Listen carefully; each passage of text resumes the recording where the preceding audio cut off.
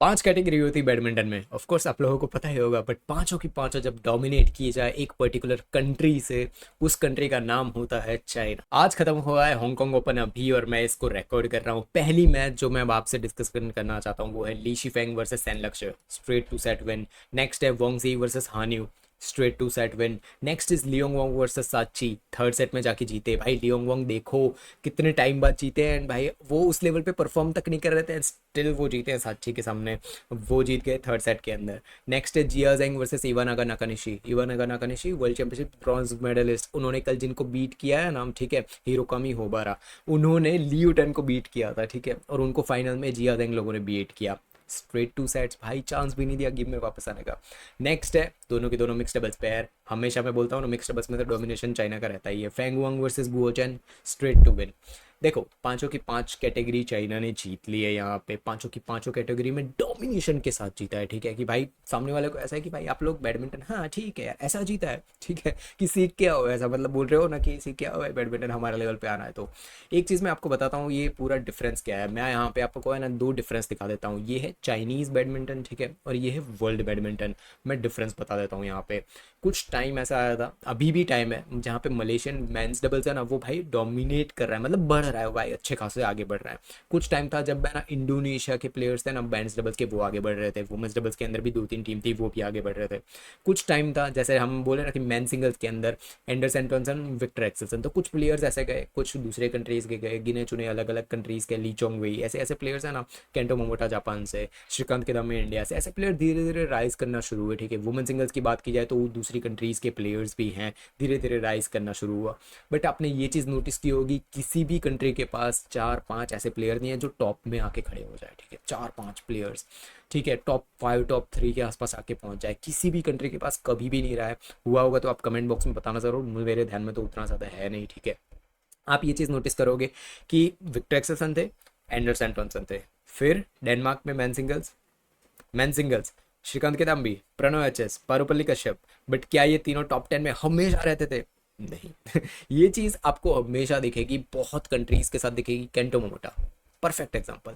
आपको ये चीज़ हमेशा दिखेगी, कोई भी एक पर्टिकुलर कैटेगरी के अंदर हमें कभी भी डोमिनेट नहीं किया है। वहीं पे आता है चाइना। मैं पुराने प्लेयर्स की भी बात करूँ ना, वहाँ पे आपको वोंग शिक्शियन दिखेगी वहाँ पे। भाई कुछ जो लोग नहीं जानते प्लीज़ वोंग शिक्शियन का नाम जाके देखना, वोंग यान, ठीक है।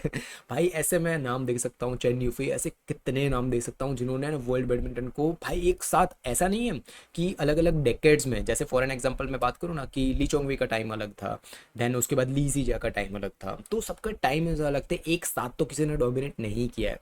बात करते हैं ना कि लिंडन, तो उनके साथ चेन डोंग थे, ठीक है। भाई ऐसे आप ये चीज को नोटिस करो, कितने प्लेयर्स उनके पास बेंच स्ट्रेंथ में थे एक साथ। अभी का पुराना छोड़ दो, अभी का हम डिस्कशन करें, शियूची नंबर वन है, ठीक है, जीत रहे हैं वो। वेंगोंग यंग है, लीशी फेंग ने तो वहाँ पे, यहाँ पे शियूची नहीं थे, लीशी फेंग जीत गए। आपको है ना क्वार्टर फाइनल्स का यहाँ पे सीड्स, क्वार्टर सीड्स बोल रहा हूँ मैं, क्वार्टर फाइनल्स के जो बोलते हैं ना मैच फिक्सर्स थे ना मैन सिंगल्स के, वो प्लीज जाके देखना।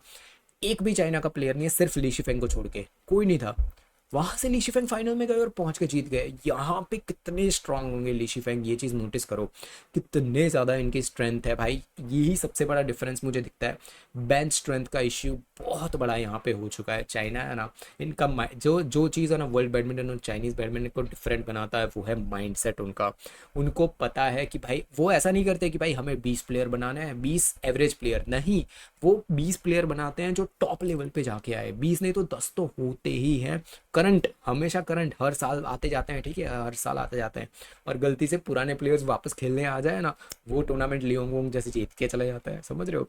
कि भाई पुराने इन द सेंस कि भाई थोड़े पुराने हो ही चुके हैं ना, अभी यंगस्टर्स भी तो हैं दूसरे मेंस डबल्स के प्लेयर। वही चीज़ है कि भाई माइंडसेट से ये लोग बहुत आगे हैं, वर्ल्ड बैडमिंटन में माइंडसेट से बहुत आगे हैं। 12 या 13 समथिंग सुदीर्घ कप चाइना जीत चुका है, ठीक है। आपने कभी भी ब्रैग करते हुए देखा होगा चाइना को, उनको पता है नेक्स्ट सुदीर्घ कप आएगा हम जीतेंगे। वो भी तो ऐसा बोल सकते हैं ना कि 13 तो जीते यार, अब चलो दूसरों को जीतने देते हैं, नहीं भाई। कभी भी अपने टीम इवेंट्स देखे हो, ओबर कप देखो, थॉमस कप देखो, सुदीर्घ कप देखो, एशियन मिक्स चैंपियनशिप्स, कोई भी ऐसी देखो, या कप वाली चीज़ें देखोगे ना, उनकी बेंच स्ट्रेंथ इतनी खतरनाक होती है कि कोई भी प्लेयर, उनके जूनियर प्लेयर को भी खिला दो ना, ठीक है, वो भी जीत के चले जाएंगे, ठीक है, वो भी टॉप रेटेड प्लेयर्स के सामने जीत के चले जाएंगे। ये होता है भाई माइंडसेट। उनको पता है कि हम वो पार्टिसिपेट करने के लिए नहीं जाते हैं, वो टूर्नामेंट जीतने के लिए जाते हैं। ये है माइंडसेट, ठीक है। पार्टिसिपेशन कुछ लोगों के लिए ऐसा होता है कि भाई हम पार्टिसिपेट कर रहे हैं, भाई हम गए थे ना उस जगह पे, हमारे लिए वही बड़ी बात है, ठीक है। कुछ लोगों का ऐसा माइंडसेट होता है, कुछ का ऐसा होता है मैं जा रहा हूँ ना, मैं गोल्ड ही लेके आने वाला हूँ, ठीक है, ऑप्शन नहीं है मेरे पास दूसरा, और वो लेके भी आते हैं।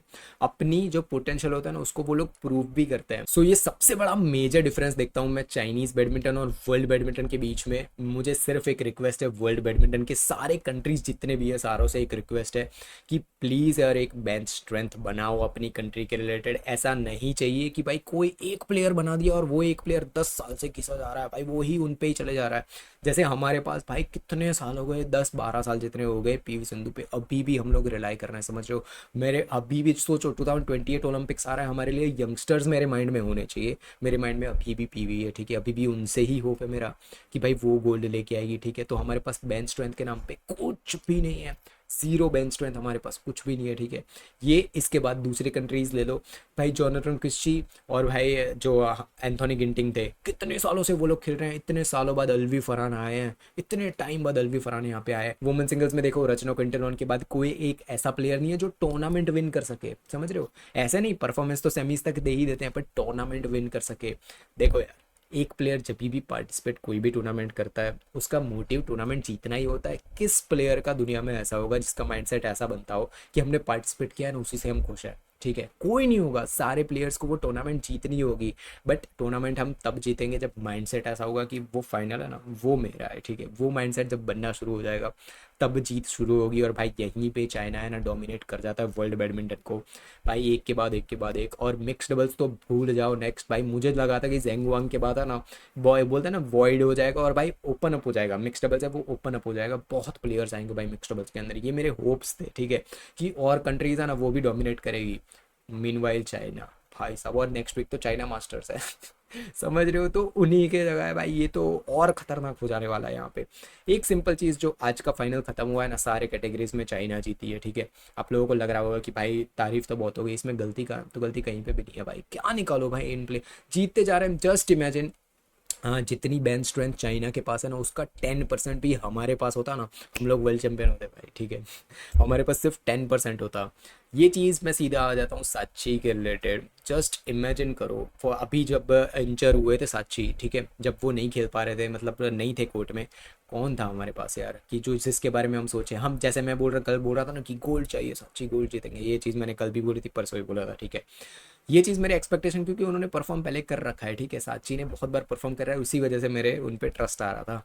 बट जस्ट इमेजिन जब वो इंजरी से बाहर जा रहे थे और नहीं खेल रहे थे, कोई नहीं था हमारे पास, ठीक है, कोई भी थॉट में भी नहीं आ रहा था। हम ऐसा सोच रहे थे हम लोग 32 क्लियर हो जाए तो ठीक है।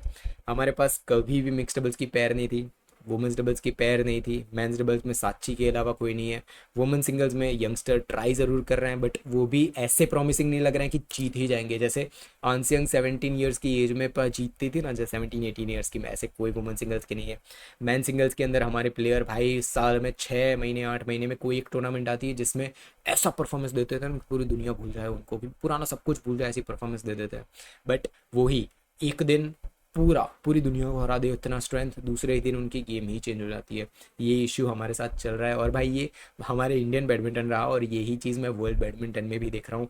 आप मुझे कितने नाम ऐसे बता सकते हो, कुनलाउट विटिटसन, आपने थाईलैंड के बारे में मैंने बोला सही, बट कुनलाउट विटिटसन अभी के हैं भाई, 4 सालों से जो चीज़ चल रही है वो तो जाके देखो। थाईलैंड की बात की जाए तो कुनलाउट विटिटसन है वहाँ पे, ठीक है, बट और कौन और कौन भाई। सो एक माइंडसेट है जो चाइना को पूरी दुनिया के बैडमिंटन से डिफरेंट करता है। और एक चीज़ मुझे क्लियर लग रही है, अगर वर्ल्ड बैडमिंटन को भाई चाइनीज बैडमिंटन बहुत आगे है, बहुत ही ज़्यादा उन्होंने लीप ले ली है, ठीक है, बहुत आगे पहुंच चुका है।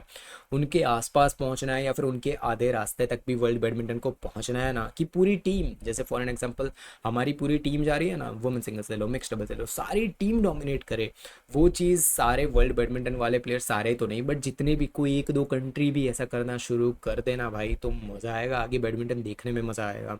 मुझे तो आपको पता ही है कि भाई स्ट्रेट टू सेट जो भी जीतता है मैं हमेशा एक्साइटेड होता हूँ। खुश हो जाता हूँ मैं कि भाई स्ट्रेट टू सेट जीते, बट हमारे प्लेयर के सामने नहीं, ठीक है, हमारे प्लेयर के सामने स्ट्रेट टू जीते, वो चीज़ मुझे पसंद नहीं है, ठीक है। तो यही है, आपके क्या व्यूज़ है क्या नहीं चाइनीज़ बैडमिंटन। और भाई ये तो अलग लेवल का गॉड लेवल डोमिनेशन था, और अगले वीक तो चाइना मास्टर्स है, ठीक है, मतलब परसों से ही चाइना मास्टर्स है।